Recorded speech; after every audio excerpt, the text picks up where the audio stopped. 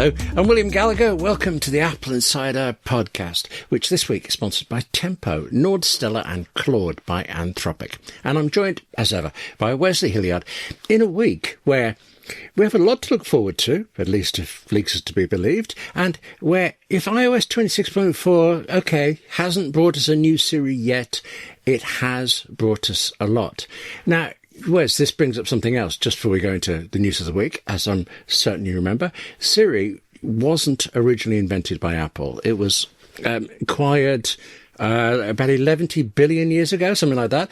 And so much of what we think of as Apple or Apple invented was just brought in like this. So your idea this week, Apple Insider Plus, is going to be all about acquisitions. But what are you thinking about that? Is it important to Apple or just more corporate buy-in trivial stuff? I think we'll talk about just what do they buy, how much do they buy, how much do they spend.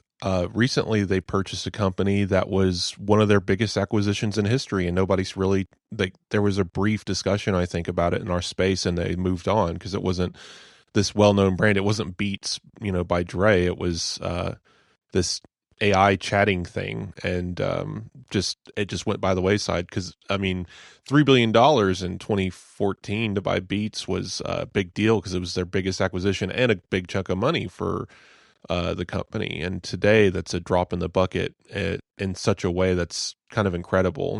They have trillions at this point. They can just spend however they feel like. So a couple billion is not a big deal.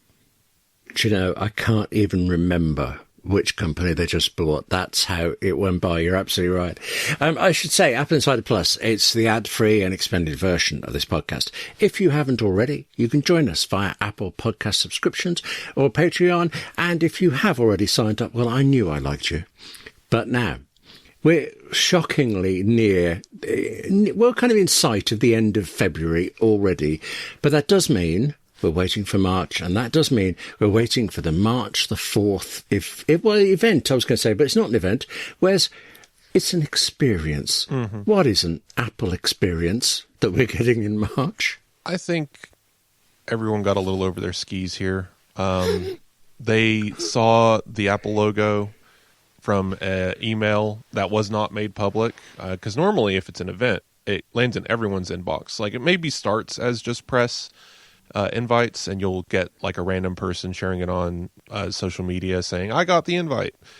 That's how it starts, and then everyone gets it. This is not that. You literally got invited, 1 out of 100 people probably, press only, YouTubers mostly. This was actually, we've discovered since this went out, this is mostly video production people. So that and now we have an announcement from iOS 26.4 about video podcasts.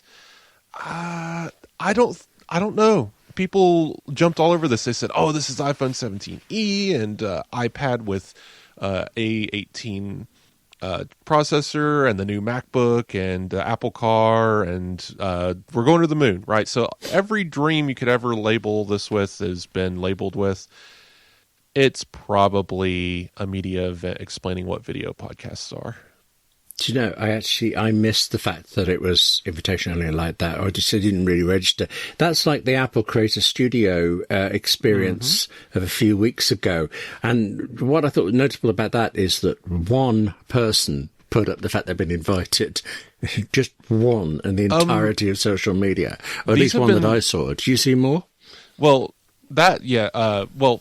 more people. Let me say it again. These kinds of things have been happening more frequently for whatever reason. Apple Creator Studio was one. There was this like camping trip that they did with a bunch of people with Apple Watch. I don't know. They're having some fun. They must have got a new PR person somewhere that's trying to drum up people in social media, TikTok and YouTube.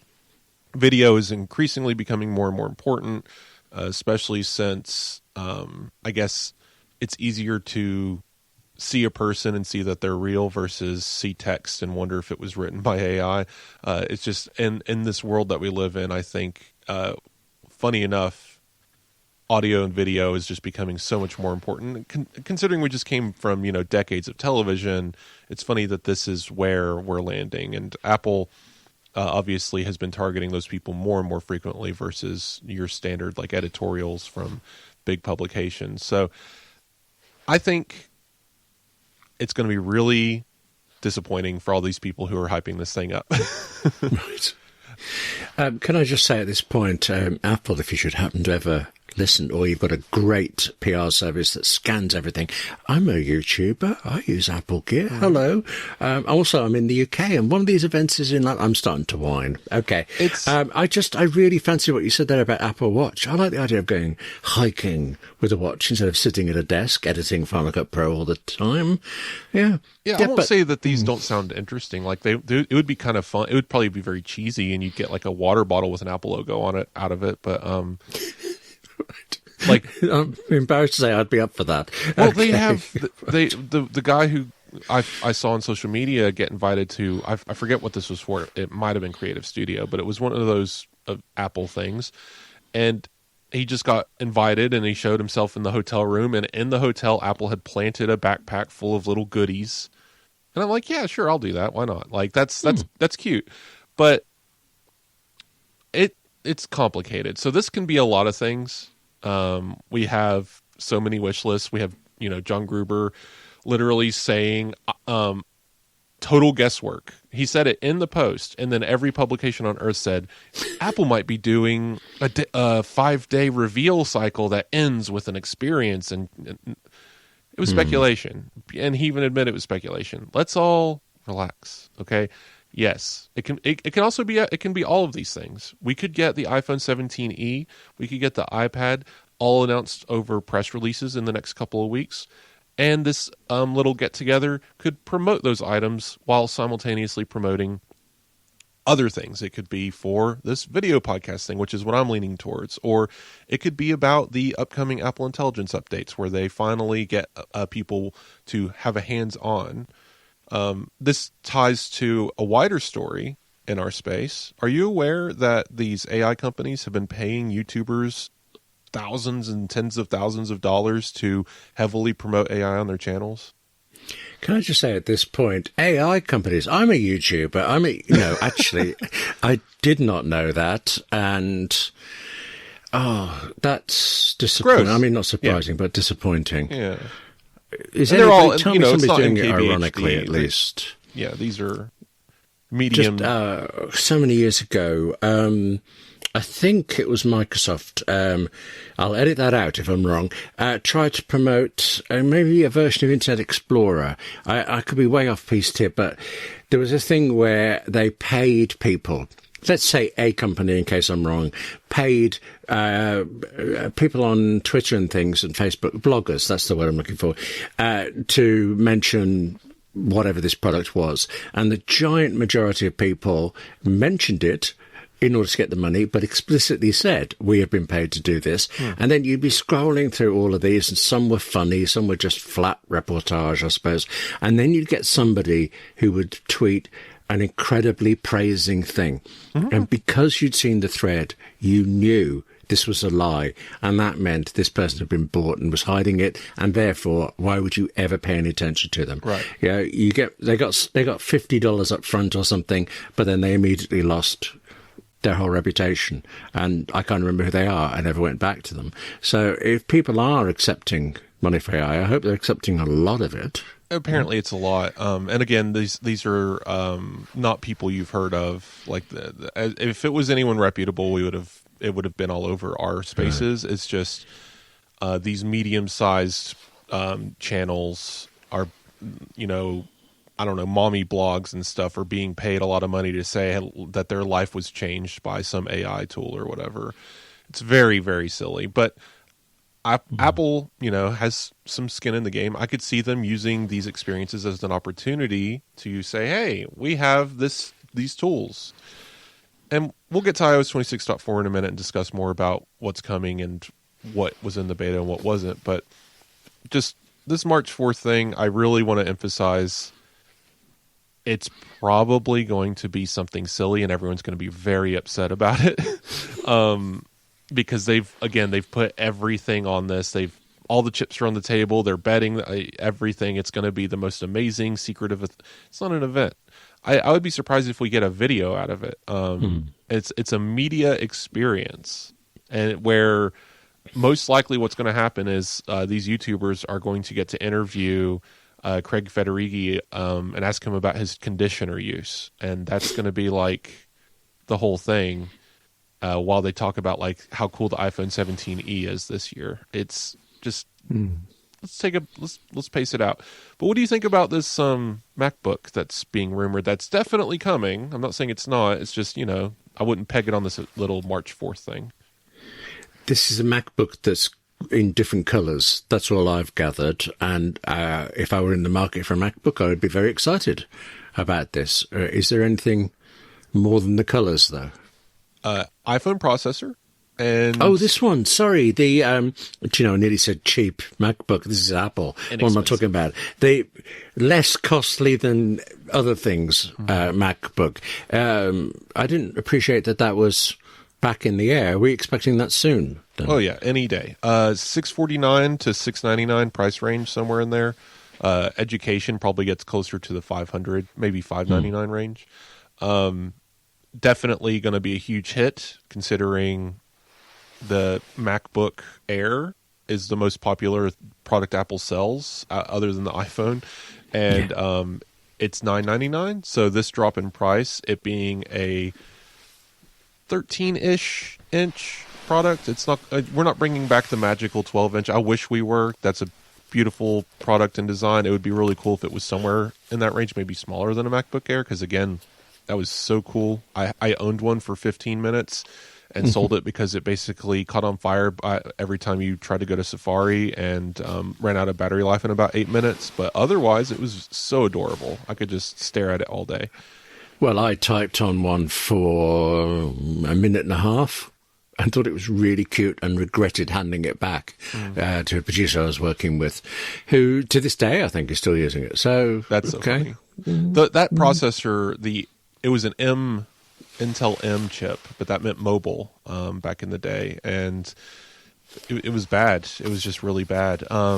Otherwise, great machine, just not this. If it had Apple Silicon, perfect. And that's kind of what we're getting here. Inexpensive, probably. I doubt we're going to get back to the old design, but we're not going to suddenly go back to it being tapered. But I think it'll be slightly different from maybe the MacBook Air in some ways. Maybe a little chunkier in some ways, because again, it's supposed to be budget. They're not going to make it as sleek, but the display obviously will still be Retina.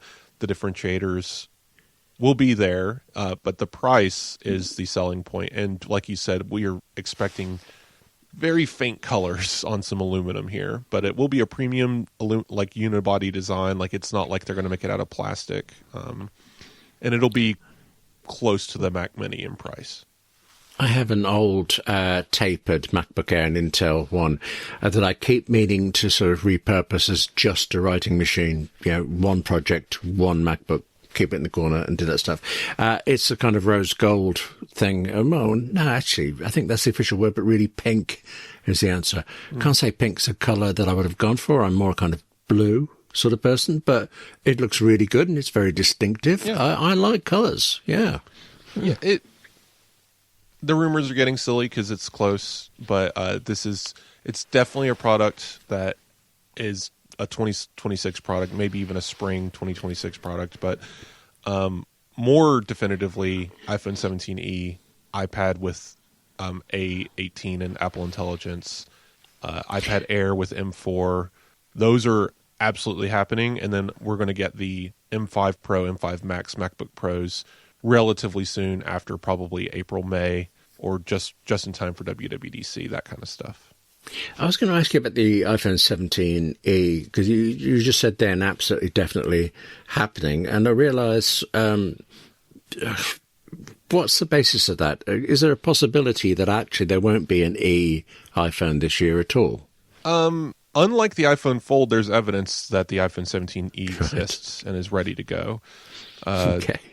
Yeah, I see. It's always so funny to me that we're still talking about the iPhone Fold as if it's absolutely coming, and we haven't even seen like a mold yet, and we're at the end of February, right? Like, it feels like it's not happening. I mean, again, I'm happy to be wrong here, but come on, guys. Something would have leaked by now other than John Prosser is saying that it's going to be a folding iPhone or something. I don't know. Anyway, the 17E has been basically every leaker, big and small, supply chain. It's going to have dynamic islands. They're bringing back MagSafe because that was stupid the first time around. It's going to have the N series networking chip and another C modem, maybe a C2, maybe a C1 because, again, inexpensive, and C1 works fine. C1X is a possibility, but, again, budget phone, so maybe not the X. Anyway, predictable phone.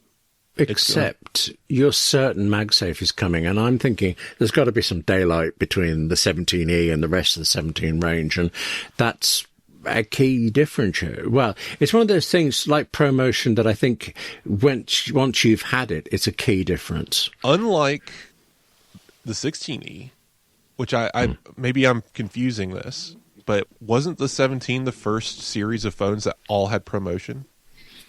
Yes, it was. So yes. the 17E will not have promotion. There will be differentiators. It's going to have a core taken out of the processor to make sure that it's also differentiated on performance, and it's less expensive, more yield, right, when you take a core out like that. It's going to have its differentiators, right? It's going to have the slow USB-C port. It's going to have the old display, but basically, I think we're getting an iPhone 14. Whatever one had the dynamic island first is basically what we're getting here. It doesn't sound to me like any of these things are things that the majority of people who don't follow this stuff or haven't had iPhones or things would even notice. So this is not for us, not even in the slightest. No, absolutely. It's just... I think there's a risk that if it has all of these things, MagSafe in particular, that this means that one isn't for us, but say the iPhone 17 stops being for us because the 17E is at least good enough. Apple's okay with that because the one thing that Apple has always stood by is if anyone's going to cannibalize their sales, it's going to be them. 17E is a price point above everything else. Again, it sells in places like the United States, but it's not for that. It's for other markets. It can come in way less expensive in India or China or, other markets outside of the United States. It can compete with those much more inexpensive Android phones. And it seems to be a proven formula. We don't have sales numbers, and it's not like, there's evidence that there's 1 million 16Es out on the market or something, but it looks like a device that fits in the lineup where they want it to, and that's at the bottom. And this is what's getting even weirder. There's now a 16E that's a year old. It's going to drop in price. It's going to get removed from Apple's website. It's going to be even more affordable to get into Apple's ecosystem on a relatively new chipset, relatively new spec line. That brown market, that gray market that is just outside of Apple's Apple Store, right? So the used refurbished market is about to get much more appealing. Because last year's model, that was, what is the price of these guys? I forget. But it's going to shave off $200 from that and be that much easier to get. That's the purpose of these devices. That number Apple's been reporting lately, the install base, this is the driver behind that. It's mass appeal, inexpensive. This episode is brought to you by Tempo. Fresh, chef-crafted, dietitian-approved meals that are delivered right to your door. Now, I'm certain you're the same as me. I can typically spend an entire week just dashing around, job to job, project to project. It's pretty common, really, for me to just get to our kitchen after, say, a 12-hour working day. And of course, what that means is that I will just open the fridge, reach in, and pull whatever's there towards me, and especially if it's not going to take long in the microwave. But Tempo provides meals, actual meals you can cook in 2 minutes. They're not snacks. They're certainly not takeaways, which I'm a bit prone to. They are actual, proper meals. Tempo delivers nutrient-packed meals that are already cooked. So the speed is great. The taste, I keep looking at their pasta bake. It looks so good. Plus, the portions are just right, and I don't really know how else to say it. This is real food. Plus, it's real food in 20 new recipes every week. Maria Sharapova swears by Tempo, right? And it's not like she's stuck to her desk as I am. There are Tempo meals for her, for me, and so surely also for you. Plus, for a limited time, Tempo is offering listeners 60% off your first box.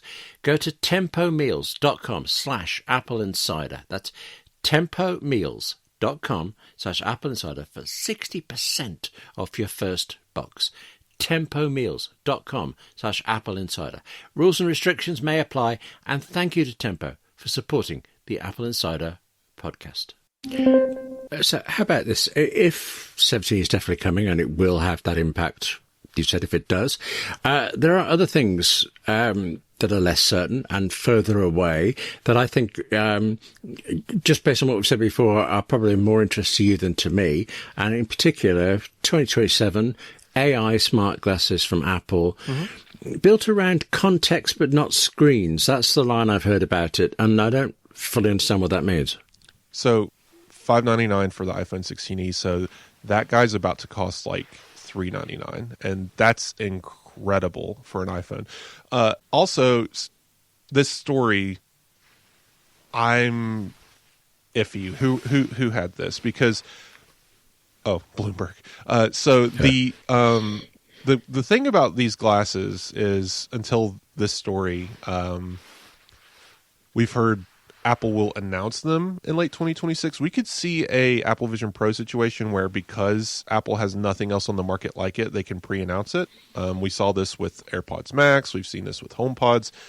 Very rarely, but it happens. Apple will pre-announce something and then 3 to 6 months later release it. So September, October, November, they could show this thing off. Probably the iPhone event is where I would do it, because that's where all the eyeballs are.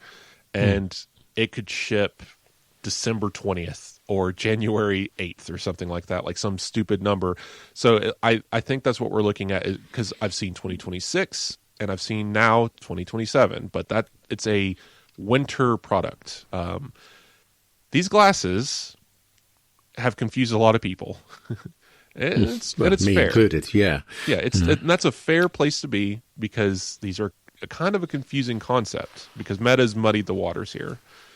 You have Apple Vision Pro, which is a totally immersive VR headset. You put it on your face, it covers your eyes, it obscures your surroundings, and then presents the world to you through cameras capturing the world and then overlaying software on them. You can call it mixed reality, you can call it virtual reality, but it is totally immersive. And then the next step down from that, not down, but adjacent to that, on a parallel line, would be a set of glasses like I'm wearing to correct my vision, but they don't obscure your vision. In fact, they can be used to enhance your vision, and they contain displays that can show computer graphical information over the real world, a la Google Glass, or ultimately, literally augmented reality glasses that can show and augment your reality by overlaying software that reacts to the real world. That is still not Meta's Ray-Bans. We're not there yet. That is a futuristic device that isn't here, because basically you would need the computing power and the intelligence and the ability to react to your world that Apple Vision Pro has in a set of glasses. That's what we've dubbed Apple Glass in the past. We've written about rumors and patents. That's on the roadmap, but it's later. This is not a product that exists. Meta showed off something called Orion, which is trying to emulate this. It's still not quite that level, but it's the closest we've seen. And Meta even admitted if Orion was shipping today, it would cost tens of thousands of dollars, right? It's just not there yet. Then you step down from the, sci-fi levels of future augmented reality to HUDs, a heads-up display. That's kind of what we're dealing with Meta Ray-Bans. Display, I hate that name, Meta Ray-Ban display, which is a set of sunglasses or transition lenses that have a display built into them. They're a wearable display. They are not augmented reality because this is a fine line to a fine hair to cut. I don't know. There's a metaphor there. Anyway, it is a display that can get in front of your eyeballs between you and the real world that shows information. It's static. It doesn't understand the world around you. It's just showing you data. Here's a text message. Here's a recipe. That is a heads-up display, or what we are now calling smart glasses. But annoyingly, these smart glasses are divided into two categories. Heads-up displays, which have a display, which is in the name, Meta Ray-Ban display. Below that are the Meta Ray-Bans, or Ray-Ban Metas. Anyway, again, the naming is stupid. But these are the ones without the display that are just cameras and microphones, speakers. A wearable set of AirPods that happen to have lenses that you wear on your face.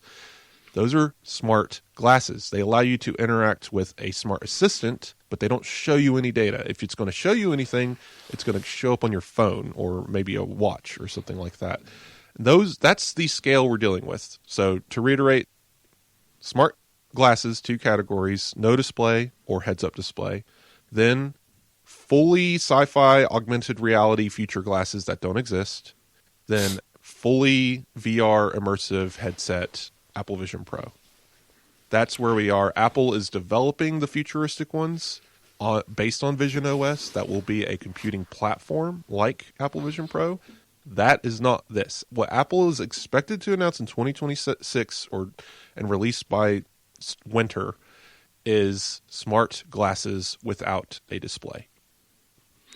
At this moment in Los Angeles is a social media health case, really. One of the mother was suing YouTube, TikTok, Snap, and Instagram, and some of those are settled. But today, Mark Zuckerberg has been basically defending himself. But what interested me is that apparently a whole team of Meta people walked into court wearing these glasses, and the judge said to them, "Do you want to be held in contempt for this?"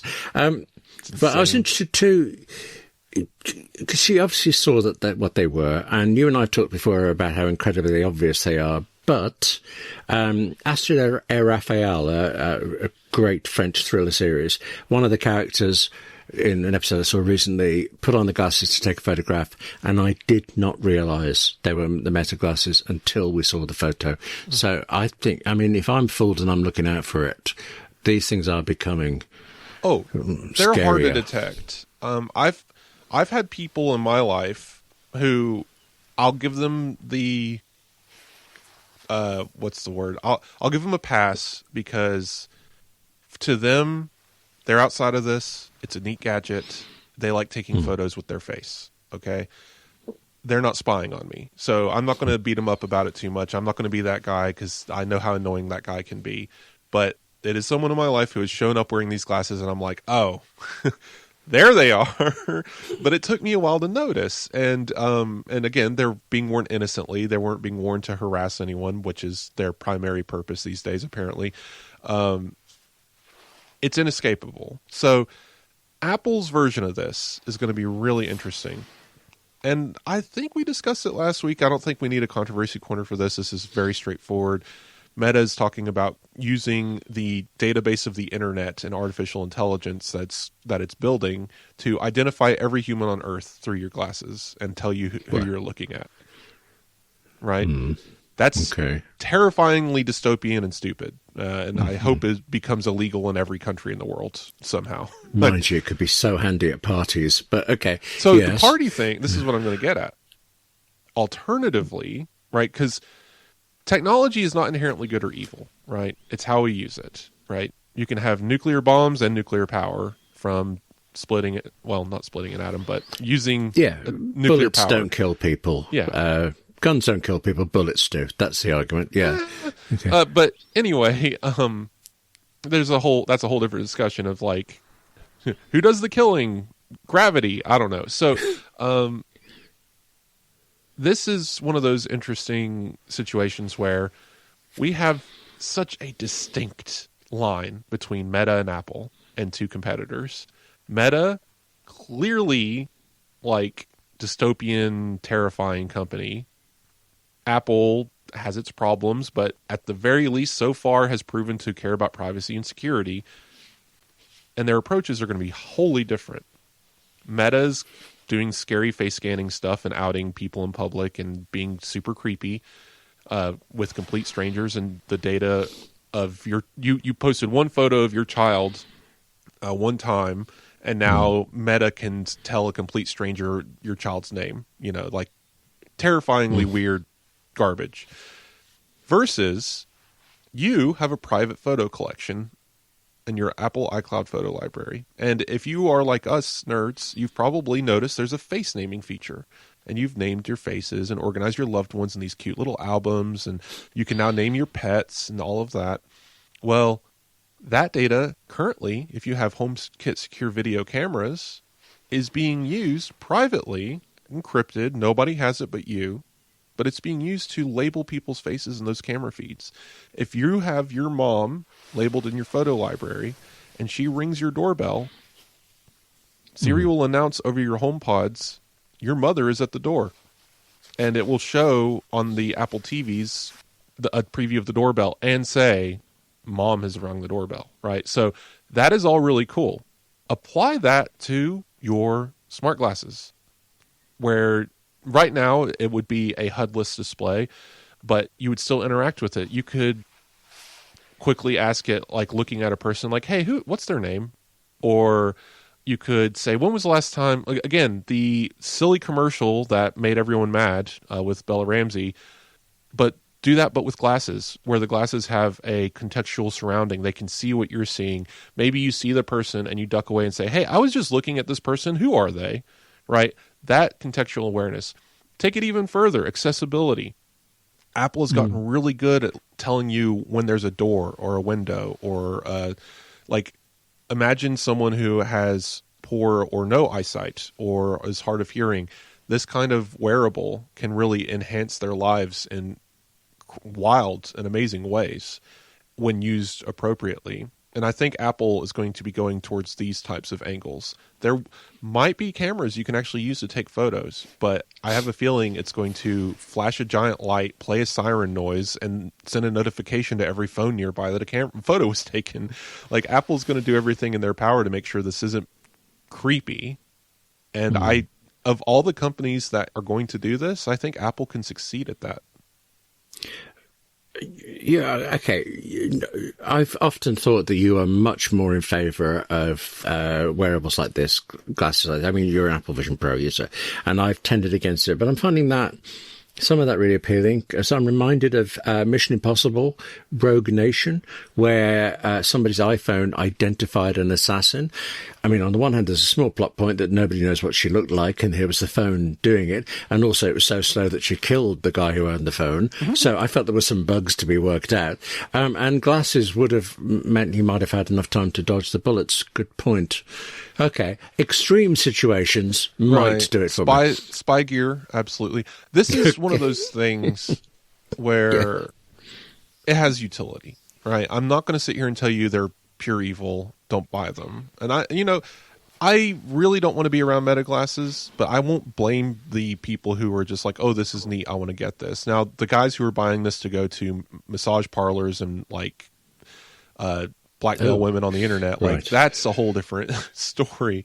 But again, good and bad uses. I think that Apple clearly is going to follow this path. The first one's going to be basically AirPods, and then the next one might have a heads-up display. But people keep saying, oh, this is a whole different discussion. We'll need a whole podcast for this one of they're abandoning Vision Pro. Clearly that was the failure. The glasses are the way to go. Guys, these are different products. That's like saying Apple doesn't need Apple Watch anymore because they make the HomePod, right? It's a different product line, completely serving different purposes, night and day. Just not even close, right? You can't say Apple no longer needs X because they made Y, and this, like, sometimes that's okay. You no longer need an iPod because you have the iPhone. That makes sense. The glasses that we are discussing here are not the evolution of Apple Vision Pro. They probably won't even be running anything close to Vision OS. They're probably going to be running this weird little subset of iOS, right? Which is basically what AirPods do. So we'll see how this goes. But I have a feeling this is going to be how you access assistants, not just Siri, but like you can probably access your favorite AI thing, just like you will be able to in CarPlay, apparently. You'll be able to... This is one of those nerd things of life logging. I have a feeling these are going to be the life log gadget of... It's going to be aware of what you've done and where you've been. It's going to automatically log things contextually that maybe you might forget, or you can enable this to do this automatically. Like you look at a plate of food and say, log this meal, and it just does it for you, right? Apple has been working on that integration in Apple Health to directly log food without a third-party app. Sorry, food noms. Imagine just doing that with a set of glasses. Or you could say, again, what did I eat earlier? It could know that if it has the permission to be capturing bits of your life as you're walking around. But is it continuously recording, like where you can recall a full conversation? No, that would be an incredible privacy violation. And you have to start every conversation with another human being of, I am currently recording this conversation for quality assurance purposes. Yes. I don't know, I find this depressing. New journaling suggestion. William, you sat at your desk for 12 hours today, but around 4 p.m. you did make a cup of tea. Write about that. I could find an account of my life really... Anyway... This episode is brought to you by Nordstellar. Nordstellar can monitor the dark web to uncover targeted attacks against your firm, your brand, or your executives. It's a threat exposure management platform for businesses. It detects cyber threats against your company, and it helps you take control before they escalate. It provides fast detection and prioritization. It offers real-time visibility of risks, and it also strengthens a firm's compliance posture. Nordstellar gives your security teams contextualized insights, it can track adversaries, and it can provide malware logs. And Nordstellar is protection for your entire business, including your clients, because using it means safeguarding both customers and employees from phishing, from identity abuse, or from account takeovers. Made by the team behind NordVPN, Nordstellar is about proactive protection. Do not wait until your company's data is already for sale on the dark web. Protect your business today with Nordstellar. Nordstellar has flexible plans that scale with your business size, but right now you can also get an exclusive offer. Unlock your 10% discount on Nordstellar with the coupon code NordAppleInsider-10-Nordstellar. Details in the show notes, but also just mention it to Nordstellar. And thank you to Nordstellar for supporting the Apple Insider Podcast. This episode is brought to you by Claude by Anthropic. Wes and I tend to mention Claude quite often on the show, and actually it's a tool that I use for working on AppleInsider.com. In fact, actually, you've got to let me tell you this. Just the other day, I had to do this thing writing about a really complex legal case that I didn't know anything about. It was complicated enough in itself, okay, legal cases are, but then there were also these related cases that were going on simultaneously around the world, and each was kind of affecting the other. Yeah, I asked Claude to give me a timeline of all of these cases, and this was the kicker, to also find me every article Apple Insider has ever done on the issue. That took Claude moments, and then I had this massive information to brief myself on. It meant I quickly understood the origins, the history of the cases, but I also then had a head start on what questions to ask about the current situation. I don't want to knock Google, but imagine trying to do all that with Google. Or how about this? I often design magazines for charities here in the UK, and there was this one where a writer really needed a very particular long table at the end of her article, but all I'd got from her was kind of the lowest resolution screen grab, I think, of what it should be. Yeah, you could make it out, but you couldn't publish it. And also, you know what deadlines are like. There was no way to get back to her in time. So I dragged that low-res screenshot into Claude and asked it to make a HTML table out of the text there. Without Claude, I would have been typing in, it would have been something like 8 rows and 6 columns of text and things. It was all precision stuff. I could so easily have made important mistakes. Claude is the AI for minds that don't stop at good enough. It's the collaborator that actually understands your entire workflow and thinks with you, not for you. So whether you're debugging code at midnight or strategizing your next business move, Claude extends your thinking to tackle the problems that matter. Ready to tackle bigger problems? Get started with Claude today at claude.ai/AppleInsider. That's all lowercase. Claude.ai/AppleInsider, and check out Claude Pro, which includes access to all of the features mentioned here in today's episode. Claude.ai/AppleInsider. And thank you to Claude by Anthropic, both for supporting the Apple Insider podcast and for sorting me out with my research and magazine work. Okay, so we have just spoken about possible future items, devices. I do want to talk about today and what's out now, but there is one more thing which I think actually is kind of the flip side of this that I'm more interested in than you are, the Siri pendant. What I'm hearing is that, Apple's quite keen on it. I think that's the extent of the story. The pendant is like the Star Trek badge, isn't it? Or is this something else? So we know nothing, and this is another part of the same Bloomberg story. Okay. It's a whole different discussion. I never know what to believe from this publication anymore. But Apple, there's evidence in patents and other rumors that Apple has been working on everything. They work on everything. They have every kind of foldable, every kind of wearable pendant, every kind of speaker and television. This is a big company with a lot of research centers, hundreds of square feet dedicated to just building stuff and seeing if it works. They spend ungodly amounts of money. I can't say the number right now because I'll say the wrong one, but it is some billions of money in R&D.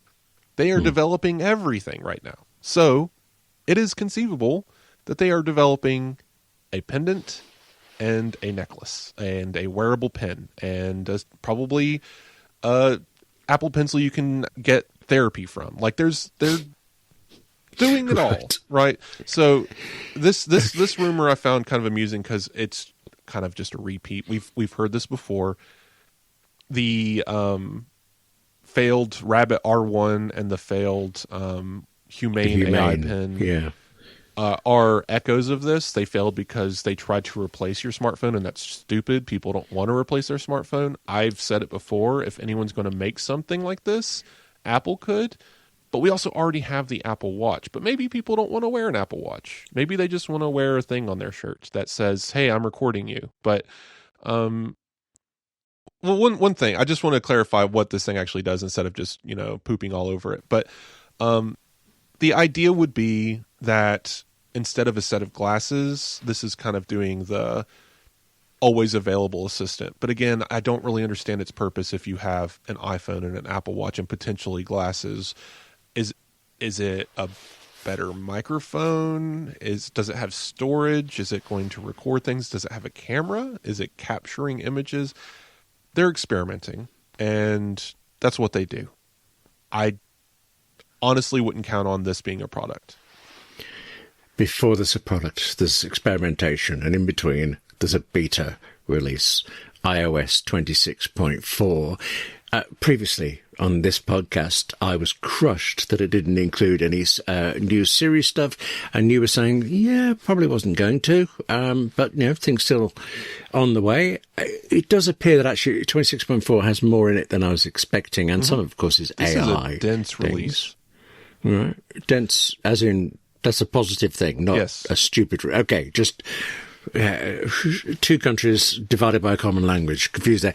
Okay, so it's the headline. It's a thick release with two C's. There you go. Okay. Is that better for you? That is better. Yes, I like that. Thank you. What are the highlights then for you? Actually, do you have 26.4 installed, Peter? And have you been using any of this stuff? There's stuff I want to use. It's not enough to make me install a beta. I'm iffy lately on betas, not because I've had any problems. It's just I don't want to run them for no reason. Like the one that jumps out to me the most is Playlist Playground.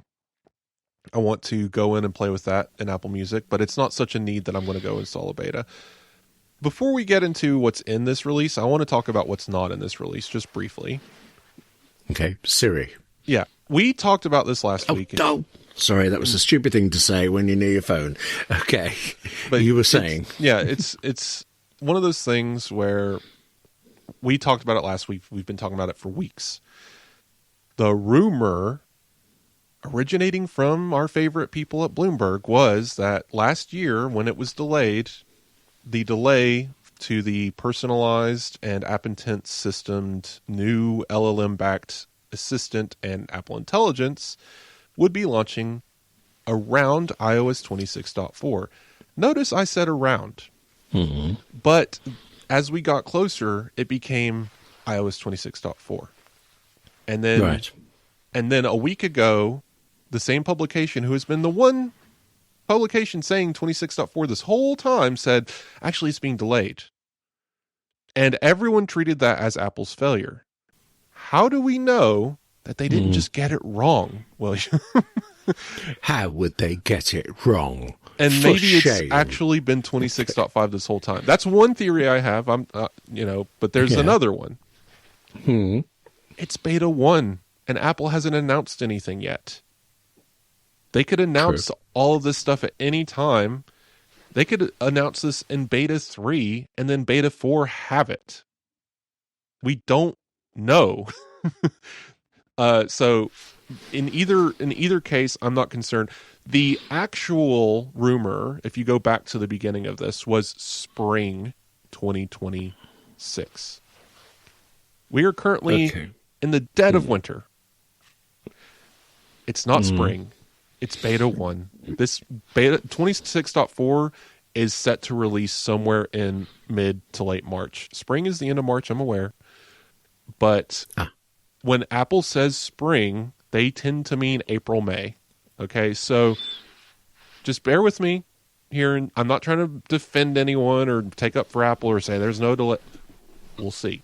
We'll judge it when it gets here, or if it doesn't get here, we can all scream and yell. But currently, there is no evidence that there's any real delay here. Let's see where it goes. You actually reminded me last week that when the first batch, I suppose, of Apple Intelligence came out, it wasn't present in the betas that it was ultimately released in, because it was all back-end stuff and it was switched on. I don't know if they waited until only the public release or it was a little bit before, but initially there was nothing. And it was very late beta. Highly possible for this as well. Yeah, this is not a simple, they need to do like a server test. So this is going to be enabled during the beta cycle, but this is not a beta 1 thing, especially when it hasn't been announced yet. Apple is not a company that releases things in a beta and then announces them. So, but they also have a ton of stuff in this release that developers need to target and prepare for. So they needed to get the beta out, let them start preparing for that. And then once they do the big Apple Intelligence release, whether it's 26.4, 26.5, there's some space, some room to breathe for some of these APIs, some of these systems. I should say, you're obviously right about not installing betas. It is always and inevitably a bad idea, just from the potential risk, unless you are a developer, unless it's a spare device, all that stuff.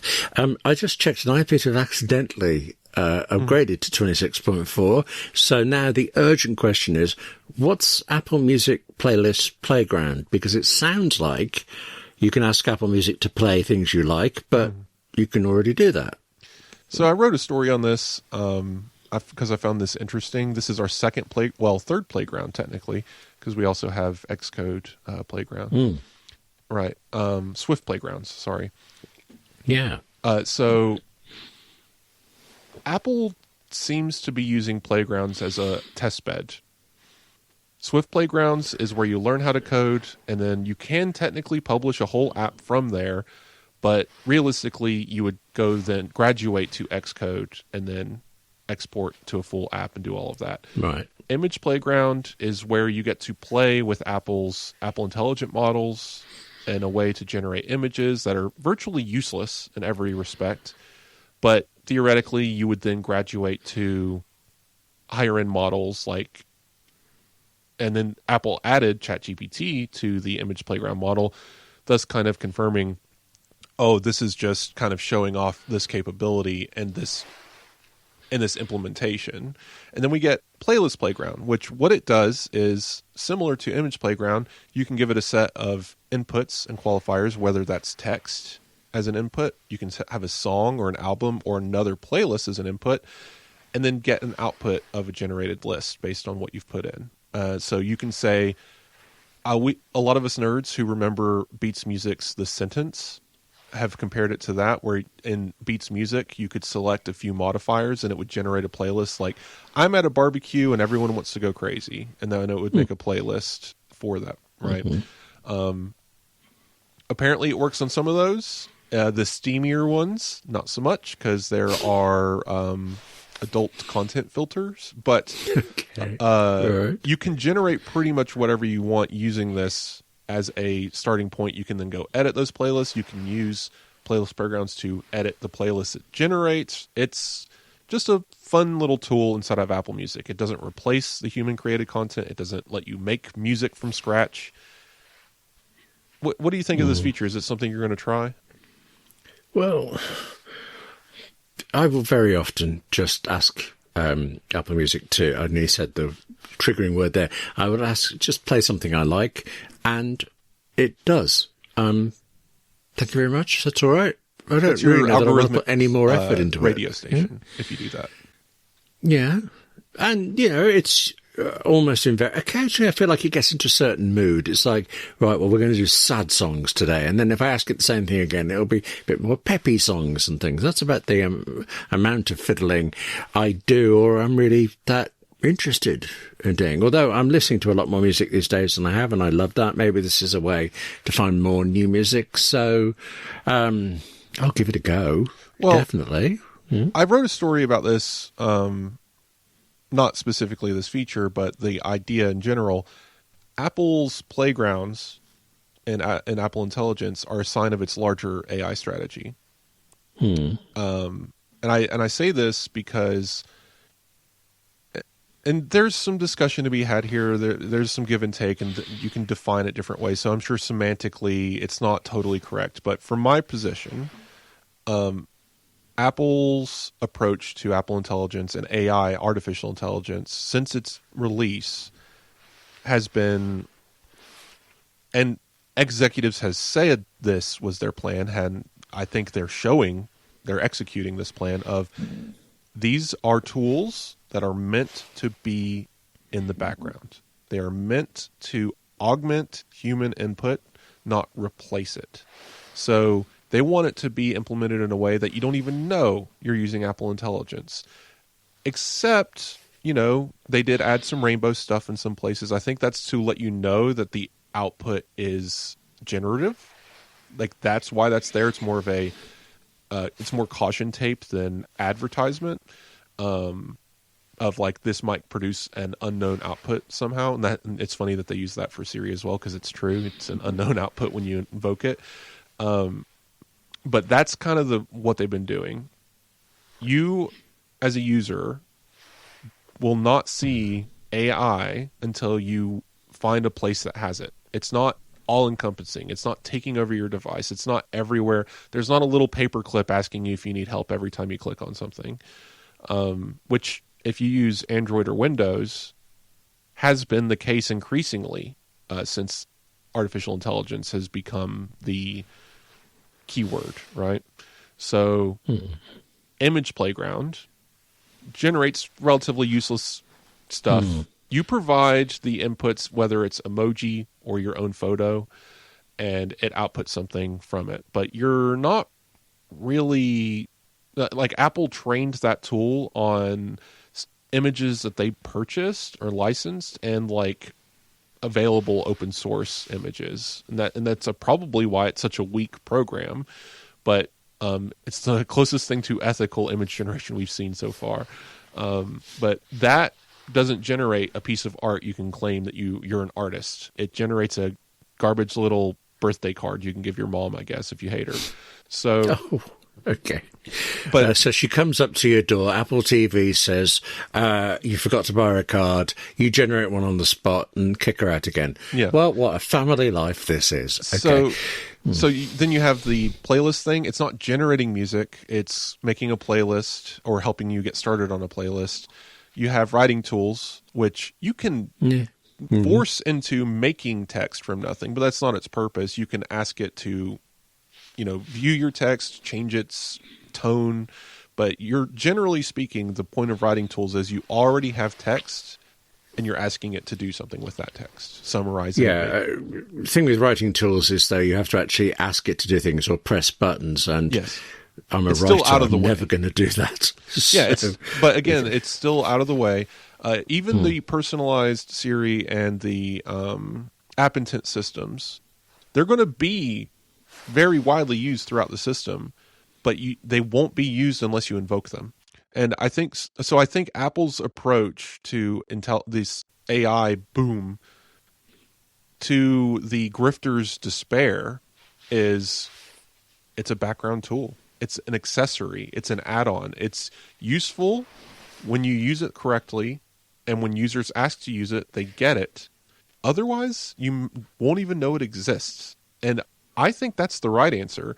And I think that's why so many of these, again, grifters are so upset with Apple. These pundits are going on television saying how bad they are at AI and how behind they are and how wrong they are, because they're proving the point that this stuff doesn't need to be the end-all be-all. It's not taking over the world. And the proof is in the pudding. They just had their most profitable quarter. Their 1/4 of the smart devices on the planet are iPhones, right? Like, this narrative around AI and Apple's execution are telling two different stories, and I'm going to believe one of them.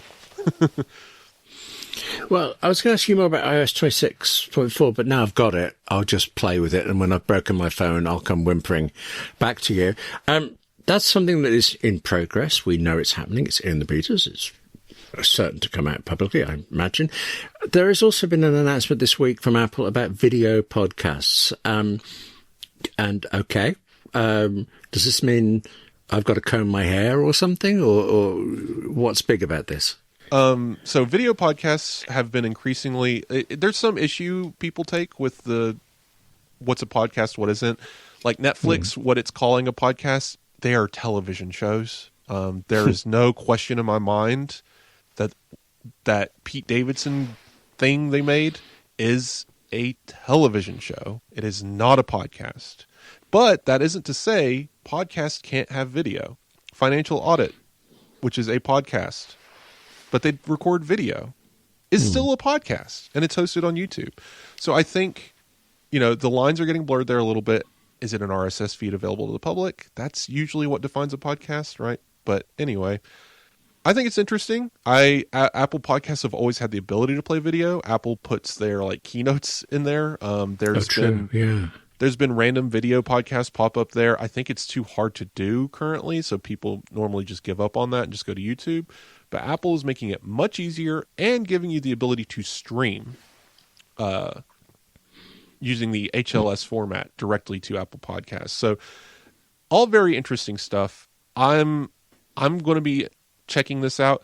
I'm actually talking to my wife about this because she likes listening to YouTube versions of podcasts, and I was like, I wonder, if something like Financial Audit would adopt this, if you would prefer using the podcast app, because her thing is she'll listen to it in her pocket, right, using the background audio that you have to pay for on YouTube Premium. But when she wants to see something happening, she'll pull out her phone and look at it.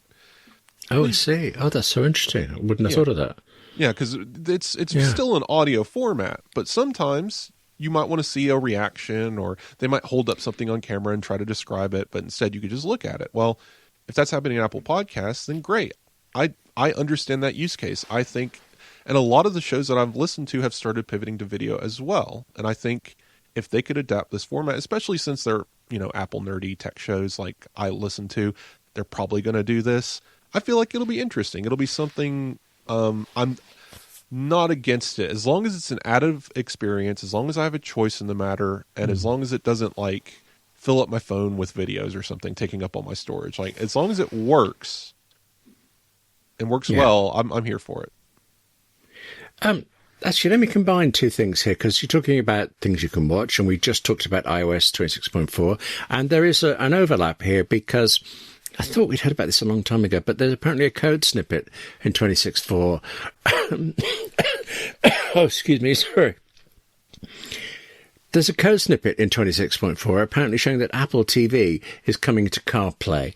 I can see immediately obvious problems with that. You have to be in why park. would anybody want it? Yeah. You can't be moving. The question is, how do you know you're moving? Sometimes the infotainment system gets that information from the vehicle.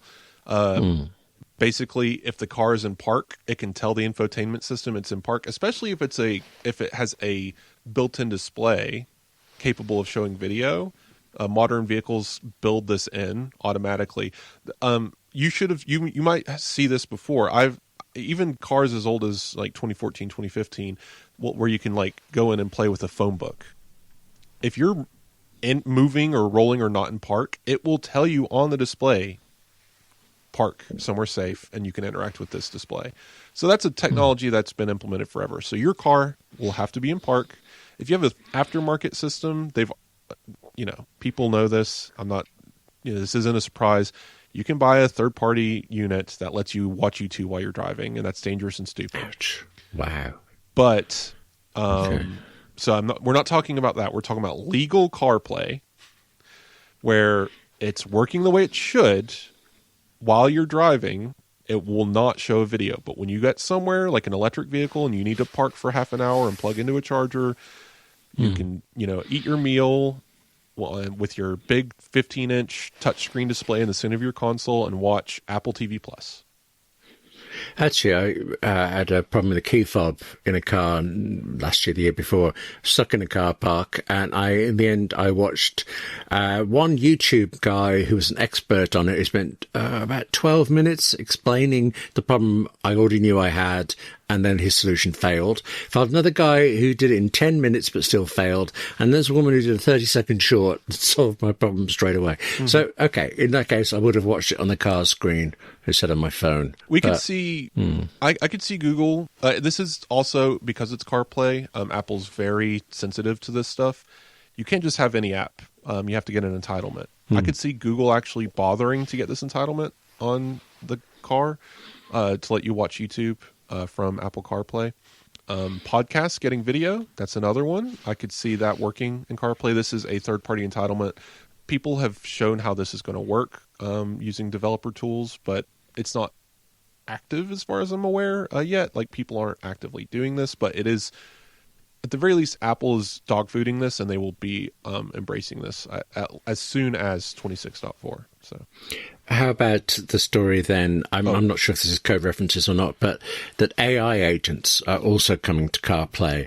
I am struggling to see why I need AI to change radio stations. Well, I will say that there's a lot of CarPlay displays that I would probably never want to watch anything on, except for like a cartoon.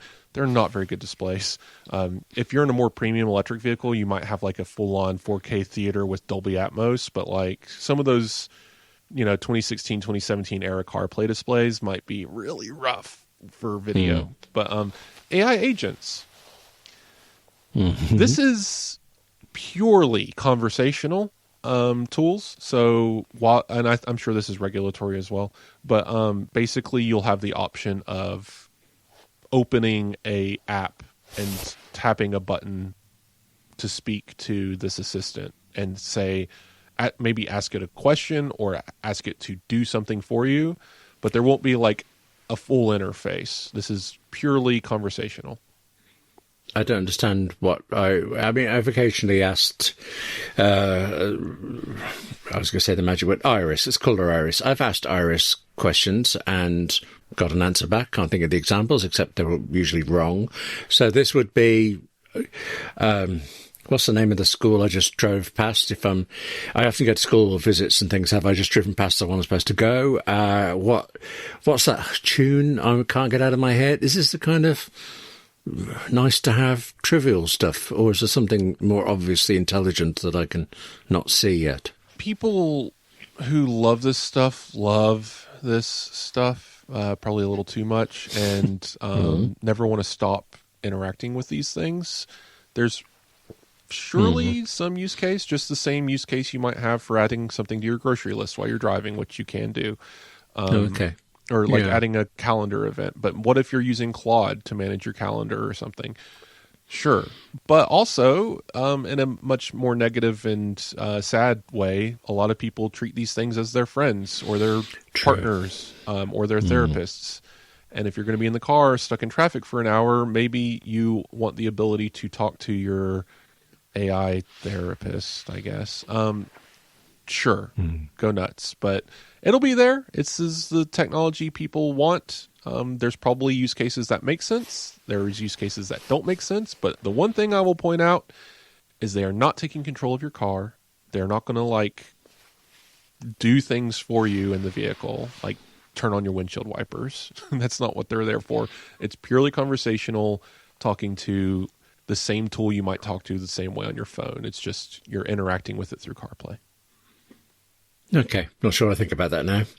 But I will spend some time thinking about it and playing with 26.4 and what we've definitely already got so far. I should say, actually, at this point, we don't have any reviews this week, but if people wish to provide reviews, good or bad, how do they best do it? So, obviously, you can always leave a review on Apple Podcasts. If you do, we will read it here. It doesn't matter if it's 1 star, 5 stars. We're happy to discuss your critique or your compliments here on the show. No one did this past week, so nothing to share. Obviously, you can reach out to us directly and ask about the show. I've had a few people ask questions about our conversation around Apple's Assistant and its AI strategy, and that's been interesting. So you can always do that through email, wes@appleinsider.com, or you can reach me on Blue Sky, hilly.tech. Oh, actually, that reminds me, you forgot last week. You forgot to tell me something. And right after we finished recording, I found out you were a guest on last week's iPad Pros talking expressly about Pixelmator Pro. And it was a really interesting piece. So, iPad Pros, Wes Hilliard, last week's episode. Don't miss it, okay? Yep, I talked with Tim Chatton. That was a good conversation. Yeah, it was good. And I thought I knew Pixelmator Pro, but all the way through you were thinking, well, actually, does this work? And I thought, I haven't even tried that. And there you were doing all these things. Okay. I'm not using it on the iPad as much as I expected, but, because I've had Final Cut Pro problems, so I've tended to have to be on the Mac for that. So I've tended to use Pixelmator Pro there extensively, but I love it on the iPad. And you were very persuasive about all the extras I hadn't got to. So excellent. For my part, I'm I suppose mostly on YouTube at the moment with my 58 Key series, but also william@appleinsider.com. That's usually the best way to reach me. Or you could just listen to next week's episode, couldn't you? You'll never guess when it's out in a week's time. Yeah. In the meantime, thank you very much for listening to this one. Thank you to our sponsors, Tempo, Nordstellar, and Claude by Anthropic. And Wes, good talking to you again. Speak to you next week. Oh, sorry, I'm forgetting something big there. AppleInsider Plus, just seconds away. If you're a subscriber, hold on. We'll be right back. And if you're not, forget I said that. Goodbye. Yep, we'll talk soon.